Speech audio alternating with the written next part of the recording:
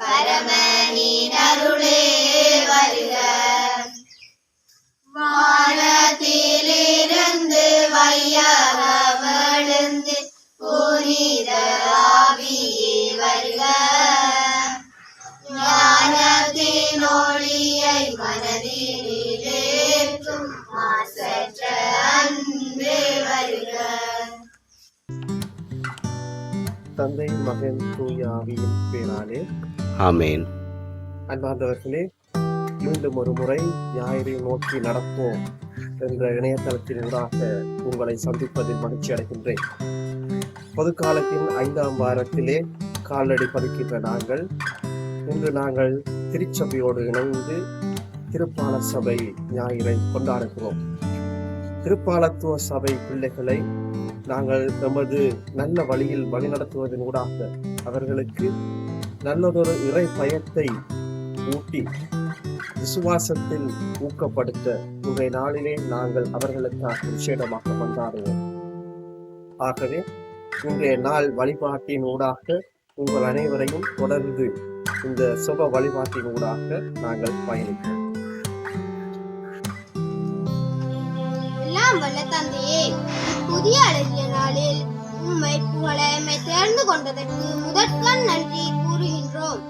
எம்மேல் உமது தூயாவியை அனுப்பி உமது புகழை உம்மோடு ஒன்றித்து புகழவும் உம்மை உணர்ந்தவர்களாய் இன்றும் என்றும் திகழ்ந்திட தேவையான ஆற்றலை அளித்திட வேண்டுகின்றோம். ஆமென்.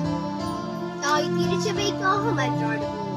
அன்பின் இறைவா, எமது திரு அவையை வழிநடாத்தும் அனைவரையும் ஆசீர்வதித்து திருச்சபை முன்னேற்றத்திற்கு அவர்கள் எடுக்கும் முடிவுகள் சவால்களுக்கு மத்தியிலும் வெற்றியளித்திட உமது அருளை பொழிந்திடுமாறு வேண்டுகின்றோம். அன்பான அந்தோனியாரை பின்பற்றி தொடர்ந்து வரும் அரைப்பாடுதலையானது கல்வியில் சிறந்து விளங்குவதோடு இம்மாதிரியான எடுத்துக்காட்டுகளையும் சில ஆற்றல்களையும் வெளிப்படுத்தி முன்னேற்றகரமாக வளர தேவையான அருளை பொழிந்து வேண்டும். அன்பான இறைவா, வைத்தியசாலைகளிலும் வீடுகளிலும் உடல் நோயினால் தனிமைப்பட்டுள்ள ஒவ்வொருவரையும் நீர்த்தாமே உமது ஆறுதலும் அருளும் கரத்தினால் கொண்டு குணப்படுத்தியருள வேண்டும் என்று இறைவா உம்மை மன்றாடுகின்றோம். இறைக்காக மன்றாடுவோம். இன்றைய நவீன காலத்தில் ஏற்படும் நவீன மாற்றத்திற்கு தங்களை இழந்து இறை பிரச்சனத்தை உணராமல் எதிர்கால வாழ்வை இழந்த எம்முடையோர் சிறியோர் ஆகிய அனைவரும் கிறிஸ்தவ வாழ்வின் நெறிகளை பின்பற்றி வாழ வரமருள வேண்டும் என்று இறைவா உம்மை மன்றாடுகின்றோம். இறை இயேசுவில் அன்பார்ந்த சகோதர சகோதரிகளே, பொது காலத்தில் 5ஆம் வாரத்திற்குள் நுழைகின்றோம். இன்று ஞாயிறு திருப்பாடல் 138 தியானிக்க அழைக்கப்பட்டுள்ளோம்.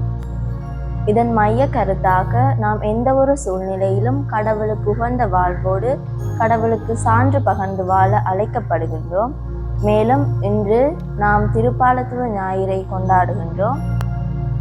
பங்குகளில் உள்ள அனைத்து பிள்ளைகளும் இயேசுவுக்கு சான்று பகர்ந்த சாட்சிய வாழ்வை வாழ வரம் வேண்டி இந்த திருப்பாடலை தியானிப்போம். பதிலுரை பாடலுக்கு பல்லவியாக தெய்வங்கள் முன்னிலையில் உம்மை புகழ்வேன். தெய்வங்கள் முன்னிலையில் உம்மை புகழ்வேன். தெய்வங்கள் முன்னிலையில் உம்மை புகழ்வேன். ஆண்டவரே, என் முழு மனத்துடன் உமக்கு நன்றி செலுத்துவேன். தெய்வங்கள் முன்னிலையில் உம்மை புகழ்வேன். உம் திருக்கோவிலை நோக்கி திரும்பி உம்மை தாழ் பணிவேன். தெய்வங்கள் முன்னிலையில் உம்மை புகழ்வேன். உம் பேரன்பையும் உண்மையையும் முன்னிட்டு உமது பெயருக்கு நன்றி செலுத்துவேன். ஏனெனில் அனைத்திற்கு மேலாக உம் பெயரையும் உம் வாக்கையும் மேன்முறை செய்துள்ளீர். நான் மன்றாடிய நாளில் எனக்கு செவிசாய்த்தீர். என் மனதிற்கு வலிமை அளித்தீர். தெய்வங்கள் முன்னிலையில் உம்மை புகழ்வேன். ஆண்டவரே, நீர் திருவாய் மலர்ந்த சொற்களை உலகின் மன்னர் அனைவருக்கும் கேட்டு உம்மை போற்றுவர். ஆண்டவரே, உம் வழிகளை அவர்கள் புகழ்ந்து பாடுவர். ஏனெனில் உமது மாட்சி மிக பெரிது. தெய்வங்கள் முன்னிலையில் உம்மை புகழ்வேன். உமது வலக்கையால் என்னை காப்பாற்றுகின்றீர்.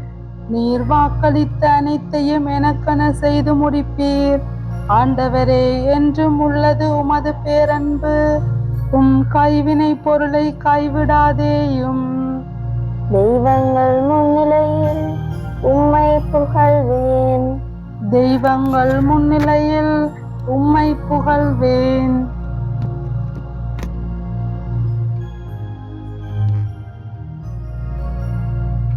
லூக்கா எழுதிய நற்செய்தியிலிருந்து வாசகம். அதிகாரம் 5 வசனங்கள் 1 தொடக்கம் 11 வரை. ஒரு நாள் அவர் கெனசரேத்து ஏரிக்கரையில் நின்று கொண்டிருந்தார். திரளான மக்கள் இறைவார்த்தையை கேட்பதற்கு அவரை நெருங்கிக் கொண்டிருந்தனர். அப்பொழுது ஏரிக்கரையில் 2 படகுகள் நிற்க கண்டார். மீனவர் படகை விட்டு இறங்கி வலைகளை அலசிக் கொண்டிருந்தனர். அப்படகுகளுள் ஒன்று சீமோனுடையது. அதில் இயேசு ஏறினார்.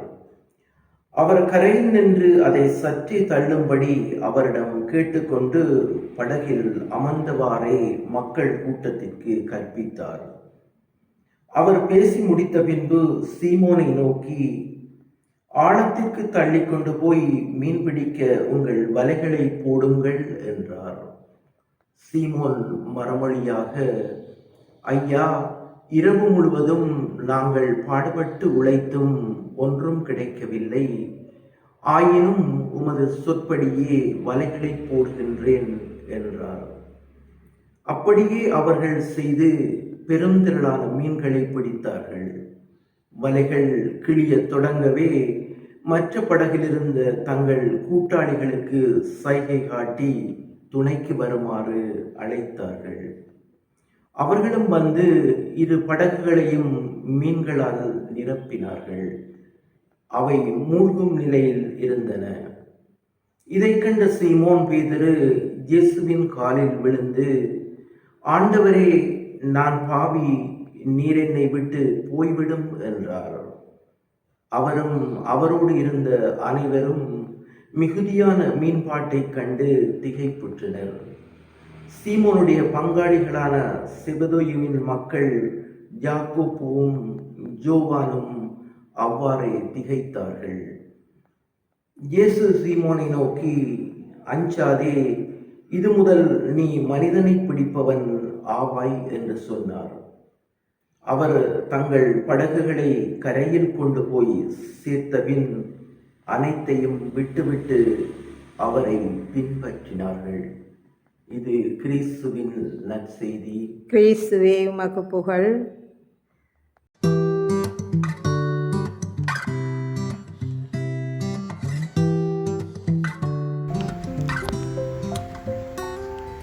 இன்றைய நாளில் நாங்கள் பார்த்தோம் என்றால் பொதுக்காலத்தின் 5ஆம் வாரத்திற்குள் நாங்கள் காலடியை பதிக்கின்றோம்.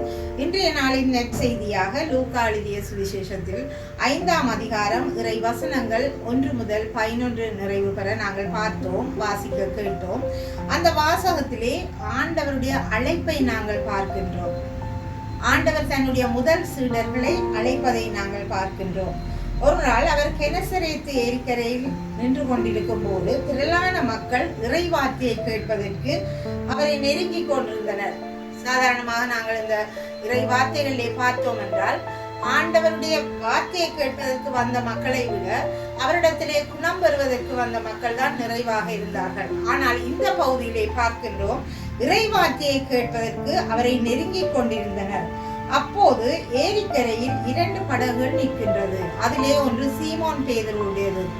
இயேசு அந்த சீமோன் பேதுருடைய படகிலே ஏறி அவர் அமர்கின்றார். காரணம் என்னவென்றால் அதிலே திரளான மக்கள் நின்றபடியால் அவரை காண்பதற்கு மக்களுக்கு நெருக்கடியாக இருக்கும் என்பதற்காக அவர்கள் இயேசு அந்த படகை சற்றே தள்ளும்படியாக சொல்லுகிறார். தள்ளி அதிலே ஏறி அமர்ந்து அவர் போகின்றார். மக்கள் கூட்டத்திற்கு இறைவார்த்தையை கற்பித்துக் கொண்டிருந்தார். அவர் பேசி முடித்த பின் சீமோனை நோக்கித்தான் சொல்லுகிறார், ஆழத்திற்கு தள்ளி கொண்டு போய் மீன்பிடிக்க உங்கள் வலைகளை போடுங்கள் என்று. சீமோன் மறுமொழியாக, ஐயா, இரவு முழுவதும் நாங்கள் பாடுபட்டு உழைத்தும் ஒன்றும் கிடைக்கவில்லை, ஆயினும் உமது சொற்படியே விலைகளை போடுகிறேன் என்று அவர் சொல்லுகின்றார். காரணம், இயேசு இறைவனுடைய வார்த்தைக்கு அவர் கீழ்ப்படிவதை நாங்கள் இந்த இடத்திலே பார்க்கின்றோம். அப்படியே அவர்கள் செய்து பெருந்திலான மீன்களை பிடித்தார்கள் என்று நாங்கள் பார்க்கின்றோம். வலைகள் கிளிய தொடங்கவே மற்ற படகில் இருந்த தங்களுடைய கூட்டாளிகளுக்கு சைகை காட்டி அவர்களையும் அழைத்து அவர்களுடைய படகிலேயும் அந்த மீன்களை அவர்கள் நிரப்புவதை நாங்கள் பார்க்கின்றோம். அதை கண்ட சீமோன் பேதுரு இயேசுவின் கால்களில் விழுந்து, ஆண்டவரே, நான் பாவி, நீர் என்னை விட்டு போய்விடும் என்று கேட்கின்றார். காரணம், அந்த இடத்திலே சீமோன் பேதுரு இறை பிரசன்னத்தை உணர்கின்றார். இறைவனுடைய பிரசன்னத்தால் தான் நாங்கள் இரவு முழுக்க பாடுபட்டும் கிடைக்காத காரியம் இப்போது கிடைக்கின்றது உணர்ந்து, இறை பிரசன்னம் தூய்மையானது, நான் பாவியாக இருக்கின்றேன், ஆண்டவரே என்னை விட்டு போய்விடும் என்று கேட்கின்றார். அவரோடு இருந்த அனைவரும் மிகுதியான மீன்பாட்டை கண்டு திகைப்புற்றனர். சீமோனுடைய பங்காளிகளான செபதேவின் மகன் யாக்கோபும் ஜோவானும் அவ்வாறே திகைத்து கொண்டிருந்தார்கள். இயேசு சீமோனை நோக்கி, அஞ்சாதே, இது முதல் நீ மனிதரை பிடிப்பவர் ஆவாய் என்று சொல்லுகின்றார். அவர்கள் தங்கள் படகுகள் கரையிலே கொண்டு போய் சேர்த்தபின் அனைத்தையும் விட்டுவிட்டு அவரை பின்பற்றினார்கள் என்று பார்க்கின்றோம். நாங்கள் ஆண்டவரை பின்தொடர வேண்டும், ஆண்டவருடைய வார்த்தைக்கு கீழ்ப்படிந்து அவரிடத்திலே ஆசீர்வாதங்களை பெற வேண்டும் என்றால் எங்களுக்காக நாங்கள் வைத்திருக்கிற ஒவ்வொன்றையும் அனைத்தையும் விட்டுவிட வேண்டும் என்று இன்றைய நாளிலே ஆண்டவருடைய இறை வார்த்தை எங்களுக்கு விளக்கம் தருகின்றது.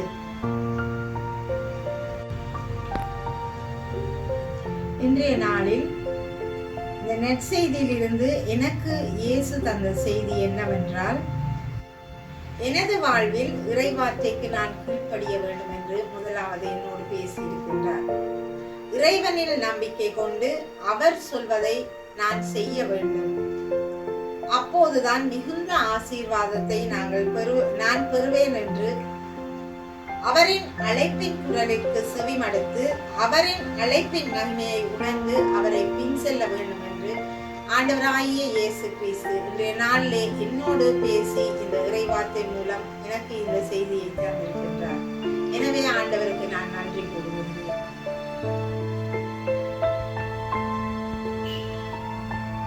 இன்றைய நாளில் இந்த நற்செய்தியின் மூலம் ஆண்டவர் எல்லோருக்கும் சொல்லுகிற செய்தி என்னவென்றால், இயேசுவை பின்பற்றுவது என்பது ஒரு உன்னதமான வாழ்க்கை முறை. அப்படிப்பட்ட வாழ்வை எமதாக்கிக் கொள்ள விரும்புபவர்கள் எதையும் இழக்க தயாராக இருக்க வேண்டும் என்பதாகும். இழக்க தயாராக இருப்பவர்கள் மட்டுமே இயேசுவை பின்பற்ற முடியும்.